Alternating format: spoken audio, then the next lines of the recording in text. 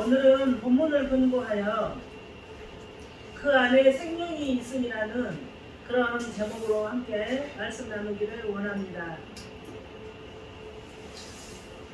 요즘에 그 의사들이 건강 프로그램을 진행하는 것을 이렇게 보면은요, 우리가 평상시에 식욕 그러니까 먹고 싶은 거 땡기는 것이 다르잖아요, 사람마다. 근데 그게 어떤 현상이냐 하면은 내 안의 건강 상태가 현재의 건강 상태가 그 음식을 부르는 것이래요. 그래서 계속 인스턴트 식품이 먹고 싶고, 계속 달달한 음식이 먹고 싶고, 계속 그런 음식이 먹고 싶은 패스트푸드 이런 것이 먹고 싶은 사람은 우리의 건강 상태가 그런 것을 이렇게 필요로 하는 그런 상태로 만들어져 버렸다는 이야기예요. 그러니까 우리가 이렇게 채소나 이런 건강식을 우리가 먹고 싶은 그런 사람들은 그 몸의 상태가 그런 건강식을 필요로 하는 그런 몸으로 만들어져 있다는 이야기예요. 그러니까 무슨 얘기냐면은 몸도 그렇고 생각도 그렇고 우리의 모든 삶이 익숙한 것을 너무 좋아해요. 익숙한 대로 살아버리는 것이 우리들의 현실이에요. 그런데 익숙한 대로 살아버려서 익숙한 대로만 살아서 그게 하나님의 자녀로서의 아주 유익한 삶이 되면은 상관이 없는데, 우리 육신이 하고자 하는 그런 익숙함에는 하나님과 원수가 되는 일밖에 없는 것이. 제가 무슨 이야기를 하고 싶어서 지금 이렇게 소두를 말씀을 드리냐면은, 제가 설교를 준비하다 보니까 요한복음에 사도 요한이 나타내고자 하는 예수 그리스도에 대한 그런 내용들이 결코 쉽지가 않아요. 쉽지가 않다는 것은 무슨 얘기냐면은, 우리가 이 세상에서는 들을 수 없는 이야기를 성경을 통해서 하나님이, 사도 요한이라는 그 저자를 통해서 하나님께서 우리에게 들려주시고자 하는 그런 내용인데, 우리가 말씀을 잘 읽고 우리가 예배를 잘 드리고 우리가 말씀을 잘 묵상한 삶을 계속해서 잘 살고 있다면, 오늘 이렇게 선포되는 그런 하나님의 말씀이 성령 하나님의 그 역사하심에 의해서 익숙하게 들려지고, 익숙하게 깨달아지고, 익숙하게 이렇게 영적으로 은혜가 되는 그런 시간이 될 것이지만, 여러분께서 선포되는 그런 하나님의 말씀에 대해서 열정을 가지고 사모하는 마음으로 듣고자 한다면 성령의 강권적인 역사가 있을 것이고, 여러분들이 말씀에 익숙하지 않고 여러분들이 그 하나님 나라의 은혜에 대해서 사모하지 않고, 여러분들께서 일주일이 몇 시간이라고 그래요. 일주일 중에서 오늘 30분 설교 들어가지고 나의 일주일을 살아내는 데가 어렵다는 이야기예요. 그래서 평상시에 말씀이 아주 익숙하게 말씀을 읽고 말씀을 묵상하고 설교를 잘 듣고 이러신 분 이렇게 하셔야만이 주일날 선포되는 이 요한복음의 이야기가 성령 하나님의 역사에 따라서 익숙하게 들려주고 익숙하게 깨달아지고 익숙하게 그 하나님의 은혜를 받는 그런 시간이 됐으면 좋겠다는 간절한 마음에서 소설을 이렇게 시작해 봅니다. 여러분, 우리 주 예수께서는 영원 전부터 계셨던 성자 하나님이라는 그 사실 앞에서 다시 한번 사도 요한 그 저자의 그 증거를 다시 한번 살펴보려고 합니다. 그렇다면 여러분은 우리 주 예수께서는 영원 전부터 계셨던 성자 하나님이라는 그 사실을 믿으십니까? 그것이 익숙하게 믿어지고 그 사실이 익숙하게 들려지고 그 사실이 그냥 내 마음판에 딱 자리를 잡는 그런 복된 시간이 되기를 간절히 바랍니다. 무슨 얘기냐면 원래 하나님이신 예수님께서 우리의 죄를 대속하기 위해서 사람의 몸을 입고 이 땅에 오셨다는 사실이 참은 일이에요. 다시 또 들어도 감사한 일이에요. 그래서 우리가 예수님에 대한 이야기가, 예수님이라는 그 단어가 딱 나오면은 우리 마음 저 깊은 곳에서 뭉클하게 우리 저 마음속 깊은 곳에서 나의 죄가 되셔서 나의 죄를 용서해 주시려고 십자가에서 생명을 버리신 그 나의 주인이라는, 나의 왕이라는 그 생각이 저 마음속 깊은 곳에서 울컥 올라와요. 그래서 그 마음이 저 깊은 곳에서 울컥 올라올 때, 그 믿음이 내 안에 깊은 곳에 있을 때 선포되는 그 하나님의 말씀이 들려지고 이해가 되고 깨달아지고 믿어지는 그 하나님의 성령의 역사가 반드시 나타날 줄 믿습니다. 우리가 요한복음 1장 1절에 보면은 태초에 말씀이 계시니라 그래요. 근데 이 말씀은 어디에 나와요? 창세기 1장 1절에 태초에 하나님이 천지를 창조하십니다. 요한일서에 이 사도 요한이 또 이 태초에 말씀이 계신다는 이 내용이 한꺼번에 같이 나와요. 그런데 여러분 잘 알으셔야 돼요. 한글 번역 성경에는 태초라는 똑같은 단어가 쓰여 있는데 창세기는 구약 성경이에요. 요한복음은 신약 성경이에요. 그래서 창세기는 히브리어로 기록이 되어 있고 이 요한복음은 헬라어로 기록이 되어 있어서 원래 그 본뜻과 목적하는 바가 차이가 있어요, 여러분. 그래서 오늘 이걸 한번 잘 들어보시고 여러분이 오랫동안 신앙생활하는 그 신앙의 이렇게 신앙생활을 오랫동안 잘하고 하나님의 자녀로서 이 정도는 정리하고 계실 때 예수님에 대한 이해도, 예수님에 대한 그 믿음의 정도가 달라지고 성장되는 그런 역사가 반드시 있을 줄 믿습니다. 창세기가 태초에 하나님에 의한 천지 창조를 보여주었어요. 태초에 하나님이 천지를 창조하십니다. 그런데 이미 그 이전부터 우리 구주 예수 그리스도, 우리 예수님이 존재하고 있었음을 지금 오늘 요한복음에서 나타내는 것이에요. 창세기 1장 1절에 천지 창조 그 이전부터 계시는 성자 예수님.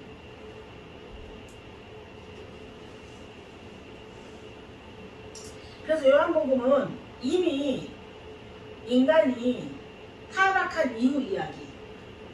요한복음은 이미 인간이 타락하고 난 후에 오랜 세월이 흐른 후에 이를 해결하고자 예수님께서 구속주로 오셔서 구속 사역을 성취한 그 시점, 그 시점에서 만물과 그리스도와의 관계를 지금 설명을 하고 있어요. 천지의 만물과 예수님과의 관계를 설명을 하고 있는데 무슨 얘기냐면은 죄인이 예수님을 믿고 회개하고 구원을 얻는 그 구속의 역사가 이미 태초 이전부터 이미 태초 이전부터 존재하신 예수님에 의해서 시작된 것을 강력히 알려주고자 하는 것이에요. 이게 다 똑같은 이야기예요. 우리가 우리 어머니의 복중에 지기 전부터 하나님 우리를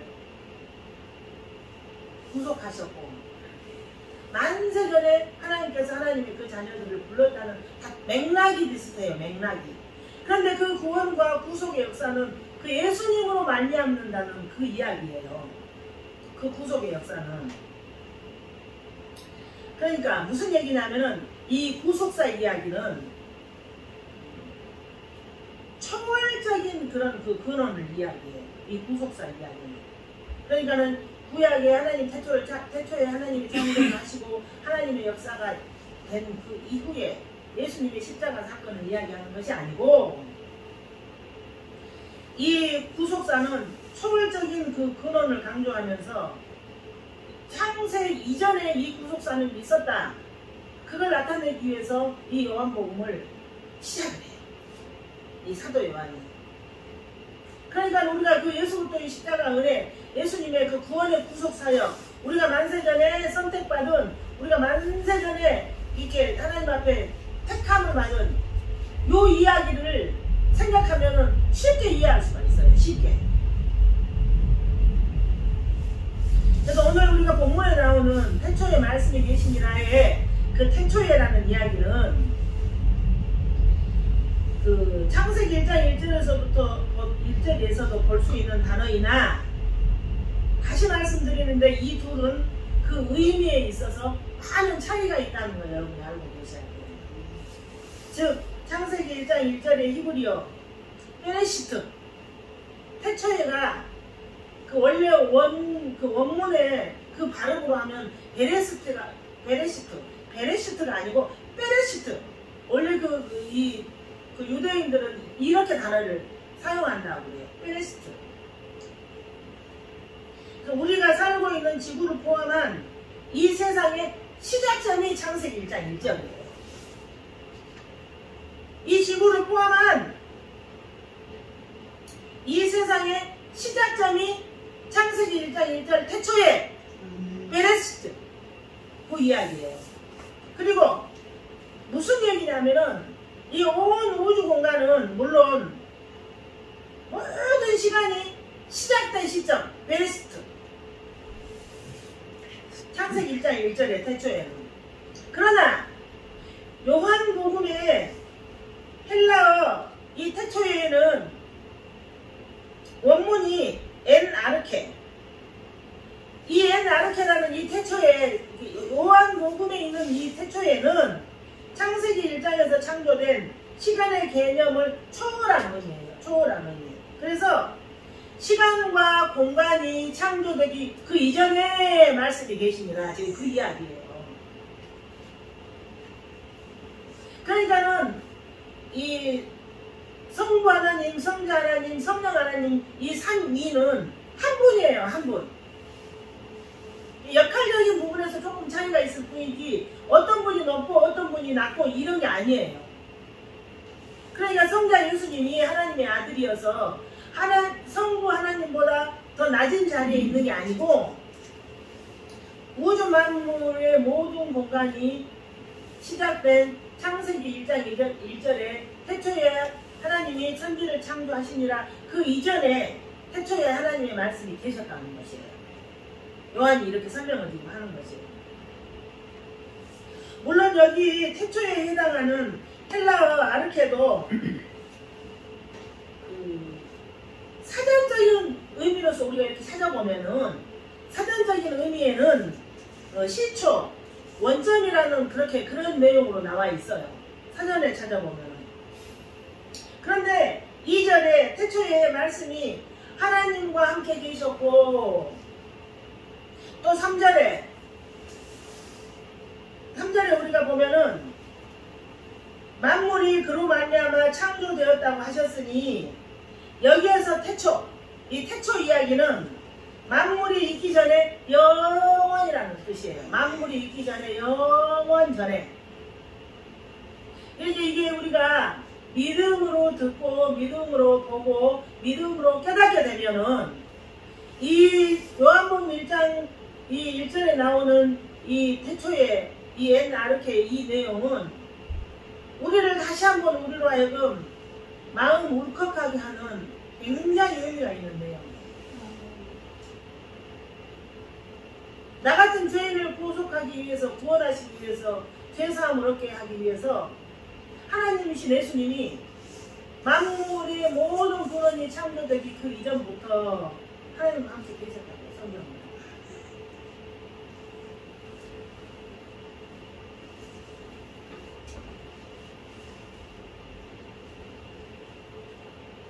또 우리가 이 헬라인들이 사용했던 그 언어에는 영원전이라는 그런 뜻을 해석해내기가 쉽지가 않았다고 해요. 우리 한글이 굉장히 세계적으로 우수한 것이 여기에 있어요. 어떤 것도 표현해냈습니다. 그런데 그 헬라인들이 사용하는 그 헬라어에는 이 영원 이전이라는 그 뜻을 적절히 나타낼 단어가 없었기 때문에 요한이 일단 이 아르케라는 단어를 일단 쓰고 그것과 만물과의 관계를 묘사함으로써 결국 말씀이 영원 전에 이미 있었다. 말씀은 영원 전에 이미 있었다. 말씀이신 예수 그리스도는 이미 영원 전에 계셨다. 지금 그 이야기를 우리한테 가르쳐주고 있는 것이에요. 또 들어도 감사한 이야기 또 들어도 은혜의 사실이 말씀이신 예수님이 영원 전부터 하나님과 함께 계셨다. 왜요? 그 예수님의 구속사역을 나 같은 죄인을 만세전에 택하셔서 불러주시려고 여러 가지 그 일들을 하기 위해서 하나님과 동격인 위치에서 존재하셨다는 것을 오늘 지금 설명을 하고 계십니다. 다시 들어봐도 감사한 이야기, 다시 들어봐도 감사한 이야기, 다시 들어봐도 감사한 이야기입니다. 이처럼 본서의 저자 요한은 헬라어를 사용해서 복음을 전파하되 그 시대의 이게 언어였습니다. 글이었습니다. 헬라어를 사용해서 복음을 전파하되 그 틀에 매이지 않고 이 모든 것을 사용했던 바 우리는 요한이 사용한 단어 자체에 사전적인 그 의미를 초월해서 사전적인 그 의미를 넘어서 성령 하나님의 그런 조명하심으로 말미암아 그 모든 것이 각 문맥에서 지칭하고 있는 그 구체적인 대상과 그 의미를 발견하기 위해서 공부를 하고 설교를 다시 듣고 다시 말씀하고 묵상하고 다시 깨닫는 은혜를 사모하는 그런 자리에 우리가 있는 것이에요. 그래서 우리 안에 말씀이 내장되어 있으면 그 말씀이 들려지기 시작하고 말씀이 깨달아지기 시작하는 거죠. 제가 수없이 반복해서 여러분들에게 드렸던 이야기, 여러분들 안에 한글이 들어있죠. 여러분들 안에 한글이 들어있어서 우리가 한국말을 서로 알아들을 수 있는 것처럼 우리 안에 그 말씀이신 그 예수님이 연합되어 있을 때, 연합되어 계심으로 말미암아 그 성경 말씀이 들려지고 성경 말씀이 깨달아지고 성경 말씀이 익숙해진다는 그런 이야기하고 똑같다는 거예요. 그러면 그 말씀이라고 해요. 그 말씀을 로고스라고 있어요. 로고스라고 그래요. 그 말씀을 헬라어로 로고스라고 하는데 그 말씀을 그 말씀은 창조 전에 하나님과 함께 계셨고 그렇게. 그 말씀은 누구예요? 예수님이라는 거예요. 이제는 육신을 입고 그 말씀이신 예수님이 이제는 육신을 입고 우리 가운데 오신 그 예수님이시다. 그 제2의 성자 하나님의 지위와 사역, 그러니까 그 존재, 성부 하나님과 성자 하나님이 동격이신 그 지위와 그 존재와 그 사역을 직접 묘사하는 말로 그 말씀이 하나님과 함께 계셨고 그 말씀 로고스가 예수님이시고 요 이야기를 좀 성경에서 하는 것이에요.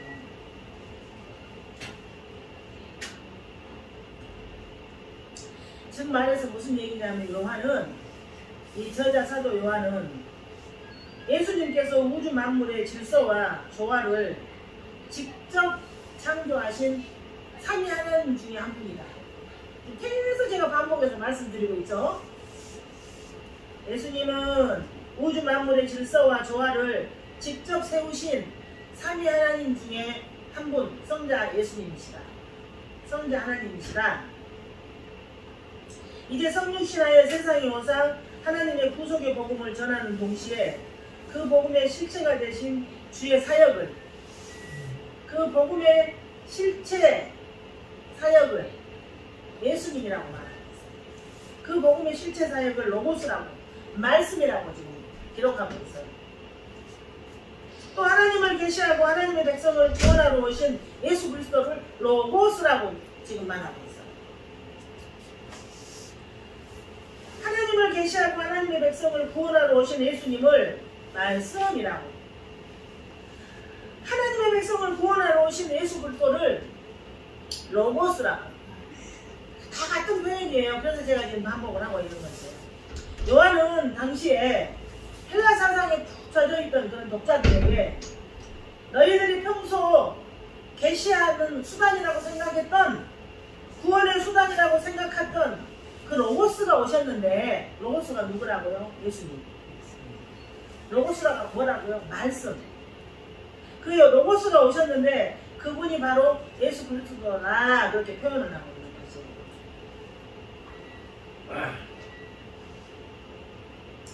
그가 태초에 하나님과 함께 계셨고 그가 태초에 하나님과 함께 계셨고 말씀이 태초에 계셨다. 이 같은 반복적인 그 내용은 계속 이렇게 중요하기 때문에 강조하기 위해서 이렇게 기록하는 히브리식 기법이에요. 문장 기법. 똑같은 내용을 계속 반복해서 이야기하는 것은 이건 중요해. 이건 가장 핵심이야.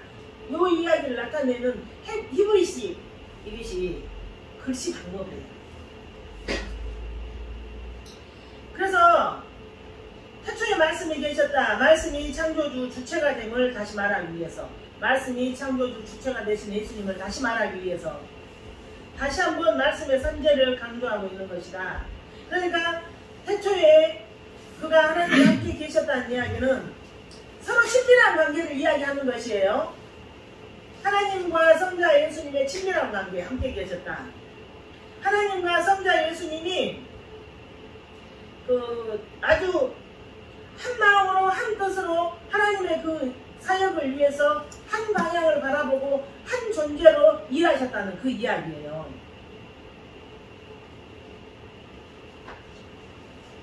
그런데 여러분 여기에 만물이 그 내용은 이 세계의 시작은 예수님에 의해서였고 지금 이 세상에서 존재하는 모든 것도 예수님이 만드셨고 그런 모든 것도 예수님이 다스리신다는 그런 의미가 있어요. 그래서 지난번에 여기 우리 교회에 오셨다가 가신 어떤 집사님 장로교 출신이었는데 똑똑하니까 그런 분들이 된 것 같아요.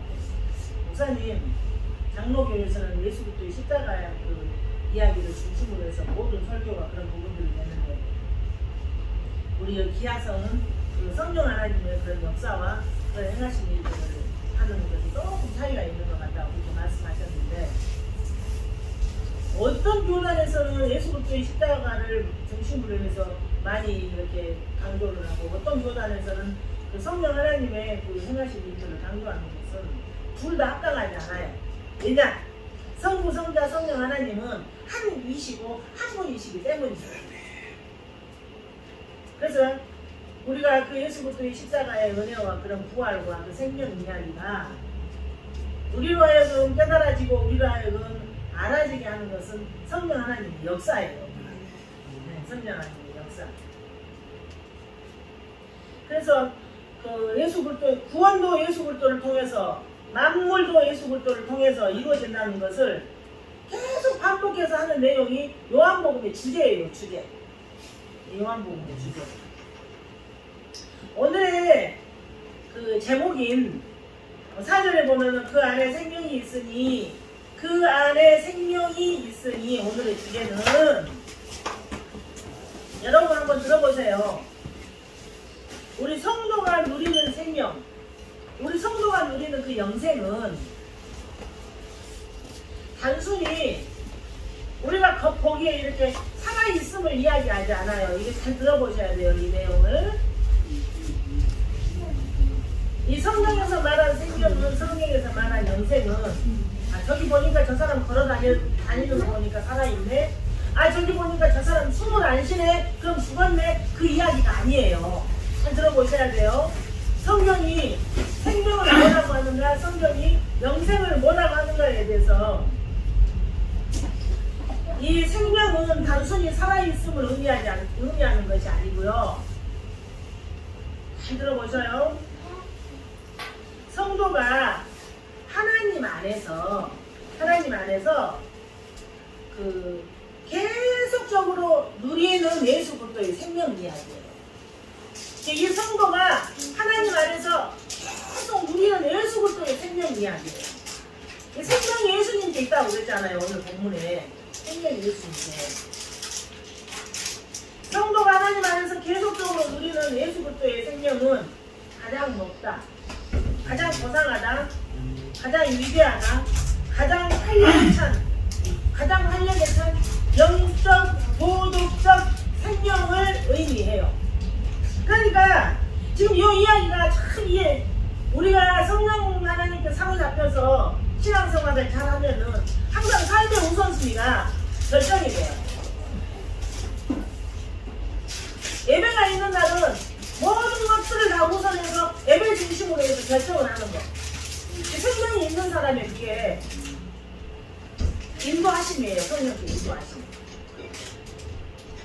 그런데 우리 어떻습니까? 우리가 일상생활을 하다가 우리가 육신적으로 바쁜 일이 있으면은 그런 모든 일들은 생명을 다해서 모든 일을 해놓고 영적으로 우리가 공급받을 수 있는 그런 일들을 할 수 있는 에너지가 없을 때가 있어요. 우선순위가 예배가 된 자는 지혜로워요. 우선순위가 하나님이 된 자는 지혜롭게 결정할 수 있어요. 우선순위가 하나님인 사람은 하나님이 분별을 할 수 있는 눈을 주셔요. 영적인 분별력을 주셔요. 근데 여러분께서 이 세상을 살아가면서 하나님 중심으로 살고자 하는 생각이 없기 때문에 항상 내 일이 우선이에요. 근데 제가 다시 이 부분을 조금 다뤄볼게요.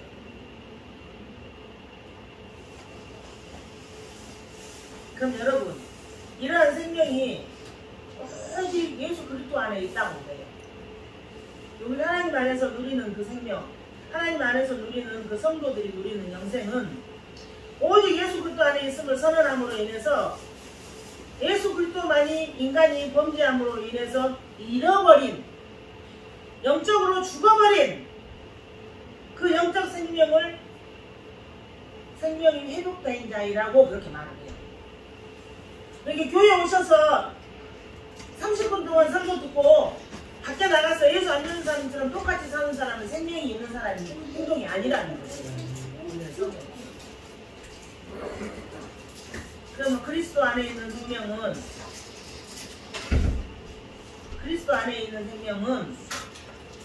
사람들을 죽음의 세계인 어둠에서 불러내서 생명의 세계인 이 가운데의 삶을 살게 하는 거죠.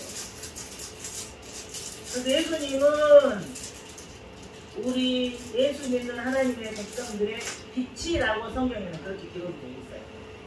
그래서 그리스도의 본질적인 사역이 인간에게 영원한 생명을 부여하는 구원 사역이다. 예수 그리스도의 근본 사역은 인간에게 영원한 생명을 부여하는 그런 사역이라는 거죠. 구원 사역이라는 거. 그럼 여러분들은 예수 그리스도의 생명 안에 계시니까 여러분 한번 봐보세요.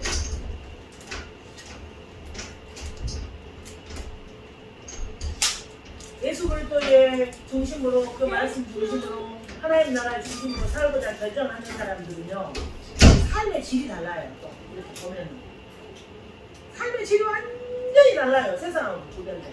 멋진 삶을 살아요. 그 안에 생명이 있으니, 생명이 누구 안에 있다고요? 예수님 안에 생명이 있다고요. 오직 생명은 예수 그리스도 안에만 있습니다. 그래서 성경은 예수 그리스도께서 우리 안으로 뚫고 들어오셔서 불가항력적으로 우리 안에 뚫고 들어오신다고 했어요. 예수 그리스도의 생명이. 예수 그리스도의 생명이 불가항력적으로 우리 안으로 뚫고 들어오셔서 내주하는 사람만이 생명이 있는 자라고, 산 자라고 그렇게 이야기돼요. 산 자라고. 네? 지난번에 제가 저 성도님과 무슨 이야기를 나누면서 교회 열심히 오세요.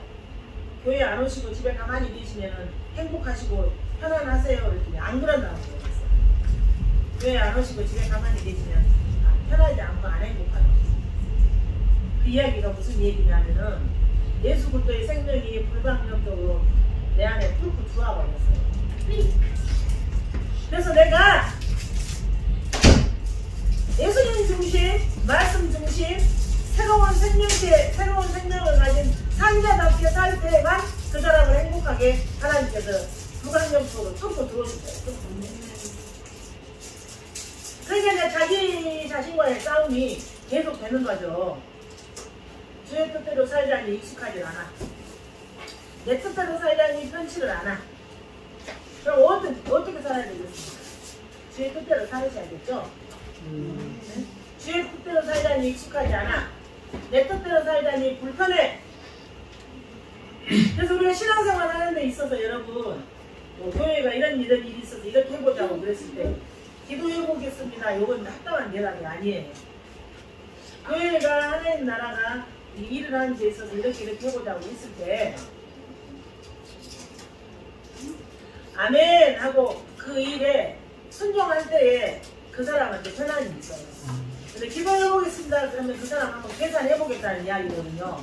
저울질 한번 해보겠다는 이야기거든요. 근데 저울질을 해보고 싶은 사람 마음 가운데는 기쁨과 평안이 없습니다. 근데 아멘 하고 한번 순종해보고자 하는 그분 안에 그분 안에는 예수 그리스도의 그 생명으로 인한 아멘이었음으로 인해서 편안함이 있습니다. 그리고 기쁨이 있습니다. 여러분, 그러니까 예수님 없이 사는 모든 사람은 살아있는 것 같으나 헛개비입니다. 제가 금요일날도 말씀드렸습니다. 예수님 없이 사는 사람들은 살아있는 것 같으나 시체라고 했어요. 시체. 하나님 보시기 시체. 시체에게 감정이 있습니까? 시체에게 무슨 선함이 있습니까? 시체에게 생명 살리는 능력이 있습니까? 시체에게 기쁨이 있습니까? 시체에게 지혜가 있습니까? 없어요. 그런데 불가항력적으로 우리 안에 뚫고 들어오신 그 예수님 안에만 생명이 있음으로 인해서 그 생명은 하나님 나라에 소속이 되어서 하나님 나라의 빛을 발하고 그 생명은 아까 제가 말씀드렸듯이 엄청난 영적 도덕적 그 수준에 있는 하나님 나라의 그 생명으로 살아갈 수 있다는 것입니다.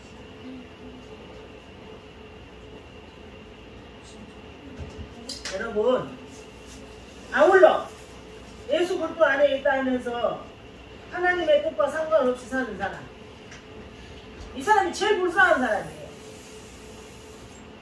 예수 안에 있다고 하면서 하나님 뜻하고는 상관없이 자기 마음대로 사는 사람, 이 사람은 정말 제일 불쌍한 사람이에요. 이 사람 제일 불쌍해. 세상과 교회에 다리를 반반씩 걸치고 이러지도 못하고 저러지도 못하는 그 괴로움, 세상에 한 발 걸치고 교회에 한 발 걸치고 이러지도 못하고 저러지도 못하는 그 괴로움, 안 된다는 것이죠. 예수 그리스도 안에 있다고 하면서 예수님의 뜻과 상관없이 사는 모든 사람들의 삶이 죽은 자의 삶이라고 여러분 알고 계셔야 돼요. 산 자에게는, 예수 그리스도의 생명이 연합되어 있는 자에게는 그 예수님의 빛을 반사해낼 수 있는 그것이 나오게 돼 있어요. 말에서도 나오고 행동에서도 나오고 생각에서도 나오고 눈빛에서도 나오고 표정에서도 나오고 발걸음에서도 나오고. 예수 그리스도의 생명이 있는 그 산자는 예수 그리스도를 반사해내는 그런 모든 것들이 표정에서도 나오고 눈빛에서도 나오고 입에서도 나오고 말에서도 나오고 태도에서 나온다는 거예요. 태도. 네.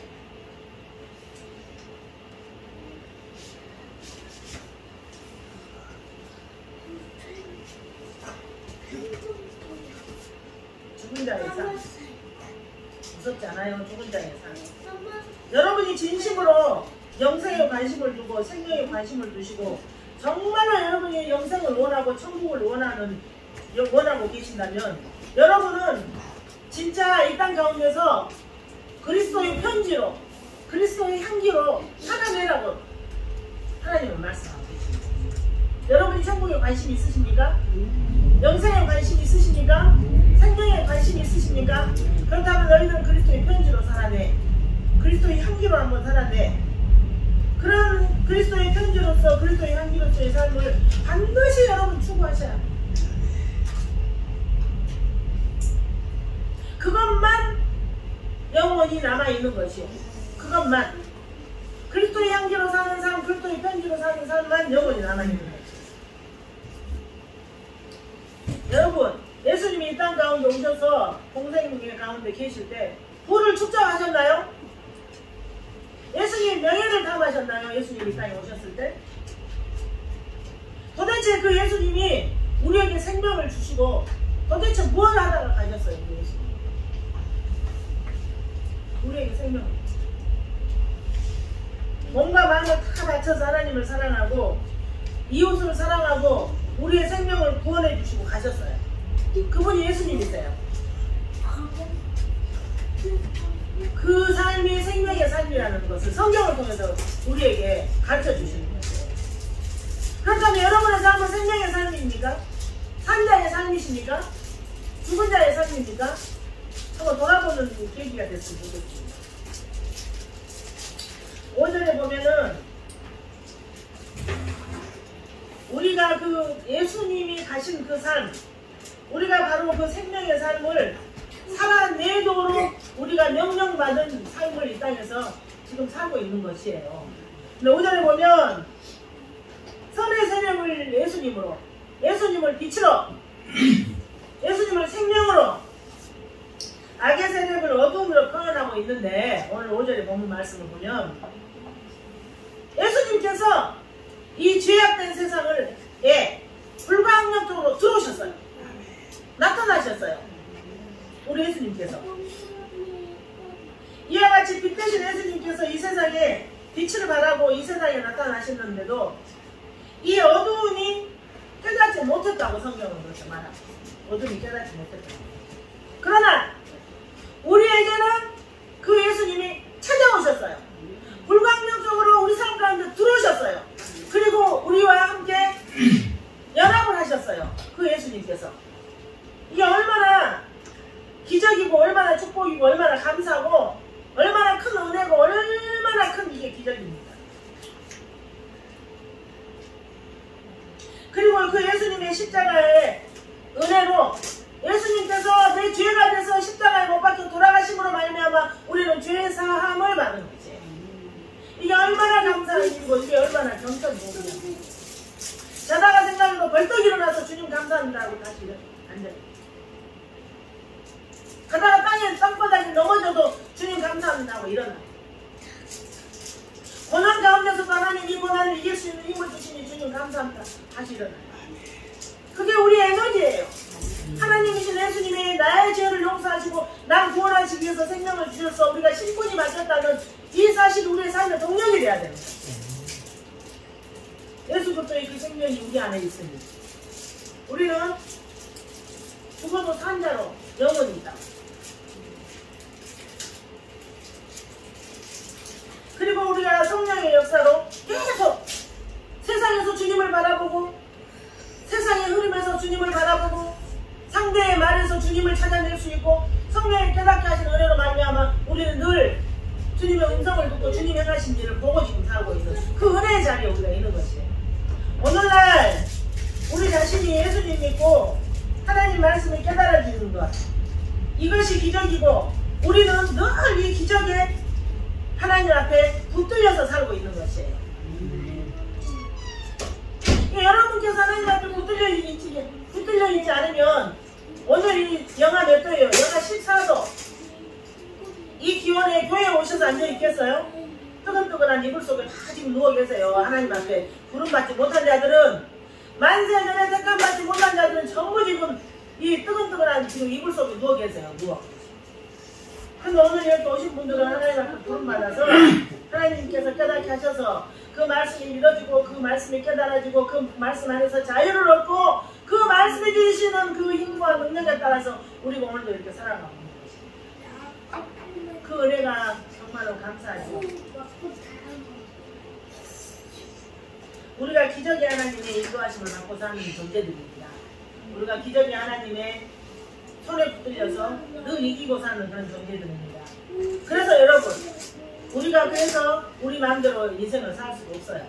그래서 우리가 일상의 삶을 우리 마음대로 살 수 없는 이유가 기적의 하나님, 전능의 하나님, 그 통치의 하나님, 말씀이신 그 주님 앞에 우리가 붙들려 있기 때문이에요. 붙들려 있기 때문에. 그래서 늘 우리의 양심 가운데는 이 하나님 기뻐하실까? 이 하나님이 좋아하실까? 이게 하나님의 뜻일까?